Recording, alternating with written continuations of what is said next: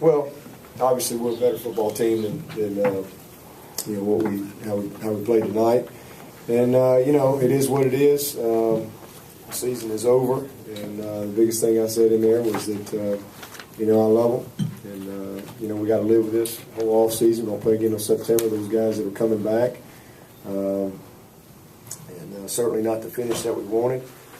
Just too many mistakes, but. I talked to our seniors in particular. Just thank them for a good year, and you know, getting us where we wanted to be for a long time. And you know, going to miss those guys. Love every single one of them, and thank them for all they've done. We got a taste of it tonight, and you know, we'll be back. We'll be back. It won't be 30 years. We'll be back. Hopefully, these guys. You know, we'll play better next time. Simple as that.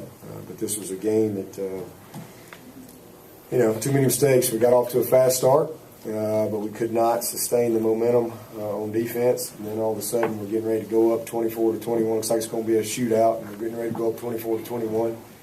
And you know, it's a 14-point swing. You know, a 99-yard touchdown, and you know, which all of a sudden that just opened the door for the.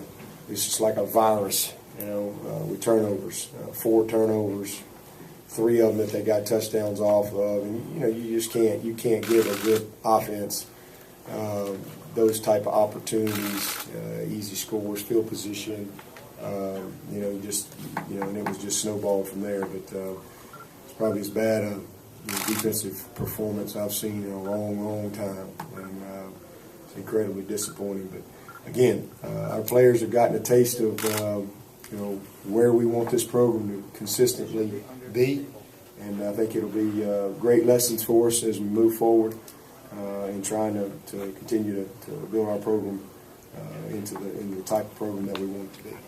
We've got 2 microphones, Emily and Lawrence. If you can flag them down and bring the microphones for your question. Coach Tim Reynolds with the AP here in Miami. You alluded to it. You alluded to it on the 14-point swing on the Ellington carry and all that. Did you sense at that point that the air was just coming out of the sideline? I mean, such a dramatic. I mean, you had kids celebrating what they thought was a touchdown, and then for it to change that quickly, did you sense that was going to be a particularly huge moment? Well, I mean, it was a pretty big moment. Like I said, they hadn't really stopped us. You know, we were scoring, but they were matching us. We couldn't get a stop, and so we'd get momentum, and then we'd lose momentum. Get momentum, lose momentum, and that was going to be a huge swing for us. Like I said, it's going to put us up 24-21. We're right back in this thing, and still searching for a stop. But that was huge. I mean, that was a big play because now all of a sudden I believe it was 28-17, and then again we all of a sudden we you know continue to have another turnover here and there, and it just snowballed quickly. And you got to give them a ton of credit. I mean, I'm telling you, that was we still hadn't tackled number 1. I mean, he's as good a skill player with the ball in his hands as I've seen all year. I mean, he's special. He is a special football player. He's second in the country in all-purpose, I believe. And you saw why tonight. Very talented player. The quarterback was outstanding. Was he 31 of 45? Do the math on that. You know, 10 of 16 on third down. They had the ball 36 minutes. We had it 23. You know, it's just hard to win. And just very disappointing. You know, with how it got away from us. But that's how quick things can snowball on you, especially when you start turning it over against a team that can score.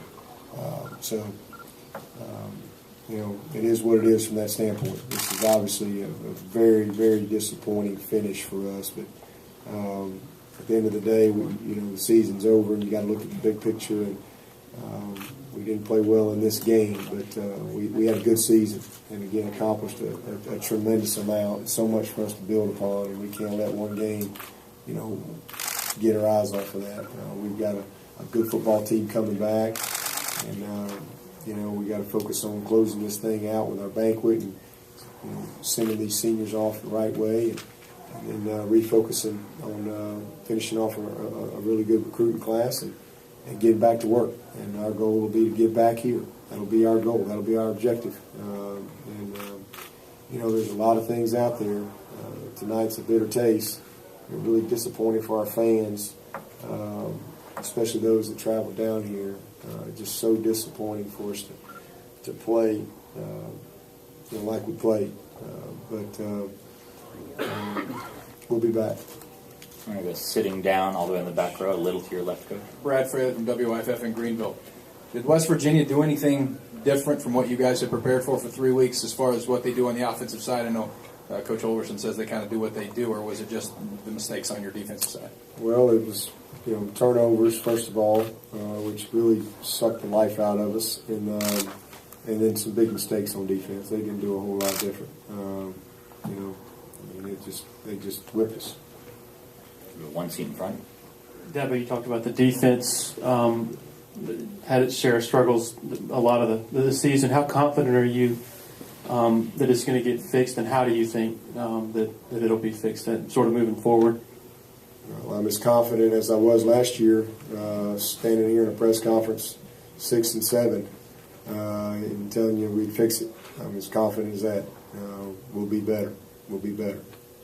No doubt in my mind that, and y'all seen us play better, but we just did not put it together with 3 phases tonight. And it just was a perfect storm because we were having a hard time stopping them. You got to give them credit. We were having a very difficult time stopping them, but they were having a hard time stopping us too.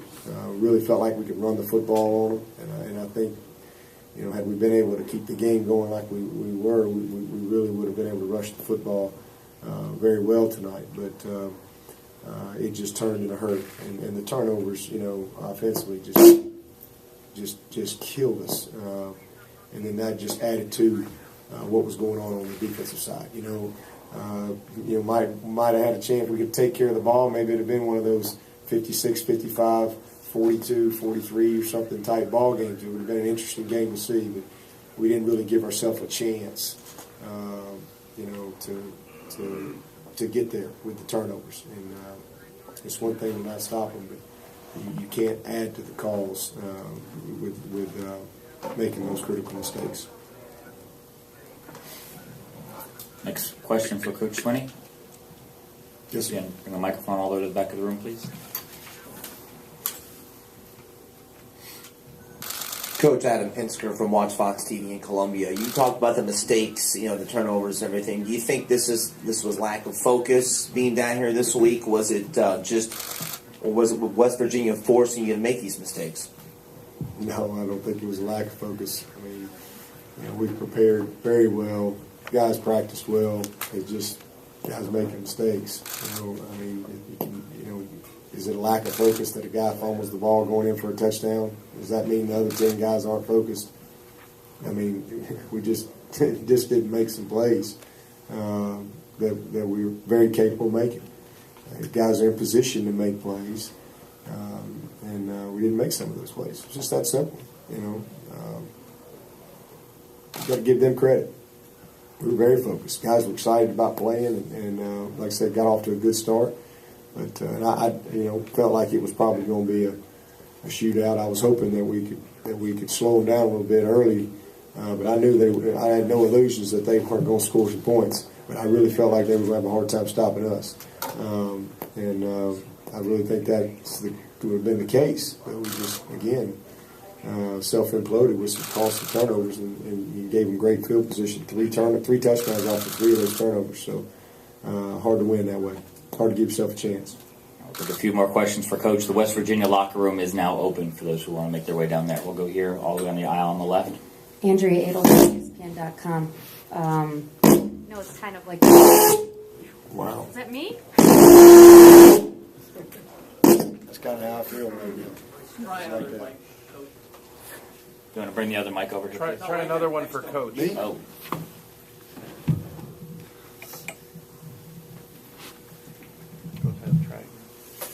It's kind of a broken record. Everyone looks at the ACC record and the BCS games. Just wondering how much you think the league should be judged, based on some of the performances, in these bigger games. Well, I mean, you know, we got to play better. We got opportunities. I thought Virginia Tech, you know, certainly had their opportunity. They played much better than we did. They didn't play well enough to win, but you know, some of the other teams I think have been competitive, but it all comes down to winning. And we've not had a good year this year.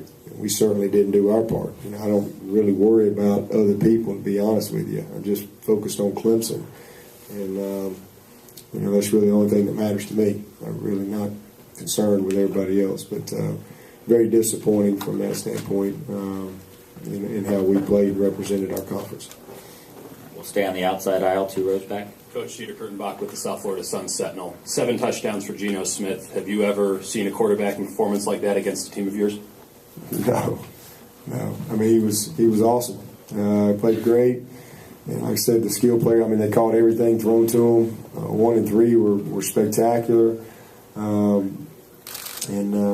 mean, he's had 65% completion percentage all year. I mean, he's done it all year long. And, you know, he made some big scrambles on 3rd down, at least 3 or 4 times where he really hurt us in that regard. So he's good. He's a very good football player. He's as good as we've seen all year. We knew that coming in, and we didn't do a good job of disrupting what they were doing in the passing game. And you know, and then one just he was better than us out there tonight.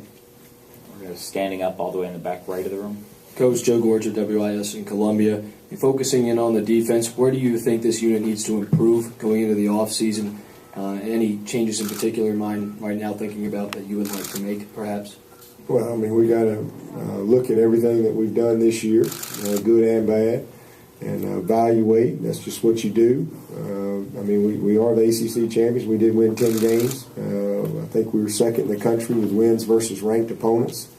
So, you know, it's not like we have not done anything. But we have not played to our standard defensively at all. And nobody's going to, you know, tell you otherwise. And our defensive coaches are as disappointed as I am. But, you know, again, we knew that we were going to have some struggles this year. You know, but I just really felt like that we got to get some guys to play with a little more discipline, a little more consistency, and you know, just too many missed assignments. So we got to look at what we're doing and make sure that guys know what they're doing, because, you know, again, missed assignments lead to big plays. So we'll look at everything and how we're doing it, and you know, come back next year. You know, we're the 9th scoring defense in the country last year, top 25 the year before. So, you know, nobody forgot how to coach or anything like that. We just got to grow some guys up, and they will get better from this experience. There's no doubt about that. We got some guys that are going to be coming that I think will be able to help us as well. And, you know, just learn from this year. We got a lot of film to study and evaluate and learn from. That's what you do in the offseason. Then you try to come back and have a better year next year. Coach Holgerson, thank you very much for your time. Coach Sweeney. Coach Sweeney, excuse me. I'm looking at Coach Holgerson's coming next. He's the other coach. All right. Coach, thank you very much for your time. All right, thank you, guys.